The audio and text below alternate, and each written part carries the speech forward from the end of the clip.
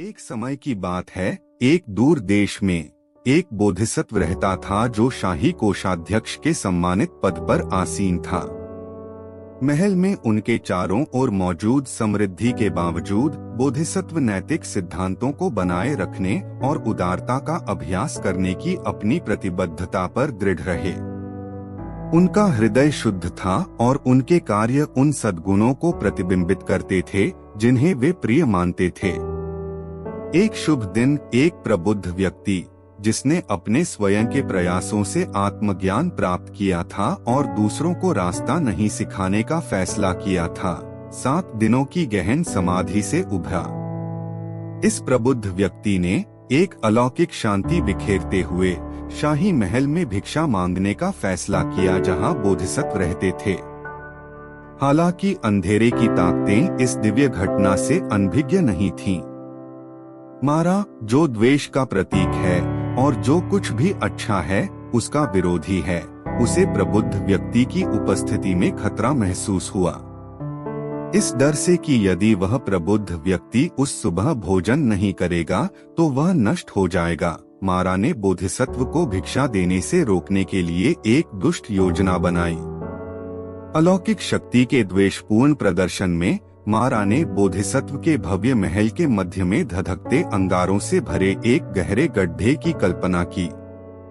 आग की लपटें इतनी ऊंची हो गईं कि जो कोई भी पास आने की हिम्मत करता वह जलकर खाक हो जाती। मारा का मानना था कि इस खतरनाक बाधा को पैदा करके वह बोधिसत्व के नेक इरादों को विफल कर सकता है और प्रबुद्ध व्यक्ति को जीविका प्राप्त करने से रोक सकता है। अपने सामने राक्षसी तमाशे से विचलित हुए बिना बोधिसत्व ने मारा की द्वेषपूर्ण साजिशों को पहचान लिया। उन्होंने अटल निश्चय के साथ मारा की योजना को सफल नहीं होने देने की कसम खाई। बोधिसत्व हाथ में प्रबुद्ध व्यक्ति के लिए भोजन का कटोरा लेकर निडरता से आग के गड्ढे में उतर गया। जैसे ही बोधिसत्व नरक में उतरे, एक चमत्कारी घटना सामने आई।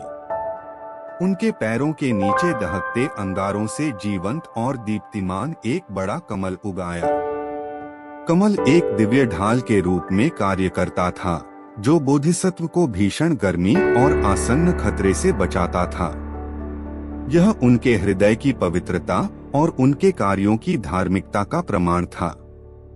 अपने नीचे भड़क रही आग की लपटों से प्रभावित हुए बिना बोधिसत्व कृपापूर्वक प्रबुद्ध व्यक्ति के पास पहुँचे और प्रसाद को उसके भिक्षा पात्र में रख दिया। उस पल में प्रबुद्ध व्यक्ति हवा में चढ़ गया, बादलों से बने एक अलौकिक पथ मार्ग पर बह गया। प्रबुद्ध व्यक्ति के दिव्य प्रस्थान ने मारा की नापाक साजिश की हार को चिह्नित किया। पराजित और अपमानित मारा उस छायादार क्षेत्र में गायब हो गया जहां से वह उभरा था। महल, जो एक बार राक्षसी आग की चपेट में आ गया था, अपने पूर्व वैभव में लौट आया। कमल अपने दिव्य उद्देश्य को पूरा करने के बाद बोधिसत्व को गोद में लेकर धीरे से नीचे उतरा, क्योंकि वह अंधेरे की ताकतों पर विजयी हुआ था। तत्काल खतरा विफल होने के बाद बोधिसत्व, जो अभी भी चमत्कारी कमल पर खड़े थे, ने आश्चर्यचकित दर्शकों को संबोधित किया। जब उन्होंने भिक्षा देने के गुणों और नैतिक उपदेशों का पालन करने के महत्व के बारे में उपदेश देना शुरू किया, तो ज्ञान और करुणा से भरी उनकी आवाज महल के कमरों में गूंज उठी। जब बोधिसत्व निस्वार्थ उदारता और सदाचारी जीवन की परिवर्तनकारी शक्ति के महत्व पर प्रकाश डाल रहे थे, तो दोनों श्रोता एकत्रित ध्यान से सुना। उन्होंने किसी की आध्यात्मिक यात्रा पर करुणा और धार्मिकता के गहरे प्रभाव को दर्शाते हुए दृष्टांत और उपाख्यान साझा किए। जैसे ही बोधिसत्व ने कहा, उनके शब्द महल की सीमाओं को पार कर गए, उन्हें सुनने वालों के दिलों तक पहुंच गए। उनकी शिक्षाएं केवल तात्कालिक क्षण तक ही सीमित नहीं थीं, बल्कि पूरे राज्य में गूंजती थीं, जिससे अनगिनत व्यक्तियों को अपने जीवन और कार्यों पर विचार करने के लिए प्रेरणा मिलती थी। बोधिसत्व के प्रवचन में सभी प्राणियों के अंतर संबंध और दूसरों की पीड़ा को कम करने की अंतर्निहित जिम्मेदारी शामिल थी। उन्होंने भौतिक संपदा की अनित्यता और पुण्य कर्मों के स्थायी मूल्य पर जोर दिया। महल, जो कभी सांसारिक समृद्धि का प्रतीक था, कालातीत ज्ञान के प्रसार के लिए एक पवित्र स्थान बन गया। इसके बाद के दिनों में बोधिसत्व की शिक्षाओं का प्रभाव सामने आता रहा। राज्य में आध्यात्मिक जागृति का अनुभव हुआ, क्योंकि जीवन के सभी क्षेत्रों के लोगों ने करुणा, उदारता और नैतिक जीवन के सिद्धांतों को अपनाया। शाही खजांची, जो कभी धन के प्रबंधन के लिए जाना जाता था, अब खुद को परिवर्तित हृदयों और प्रबुद्ध दिमागों के धन का प्रबंधन करते हुए पाता है। मारा के द्वेष पर बोधिसत्व की विजय की कहानी पीढ़ियों से चली आ रही एक प्रिय दृष्टांत बन गई।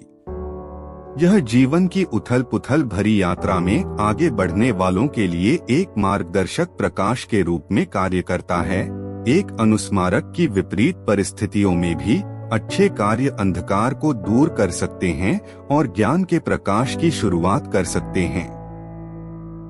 जैसे जैसे वर्ष बीतते गए, बोधिसत्व ने अपने नेक कार्य जारी रखे, अपनी प्रजा के कल्याण और राज्य के आध्यात्मिक उत्थान के लिए अथक प्रयास किए।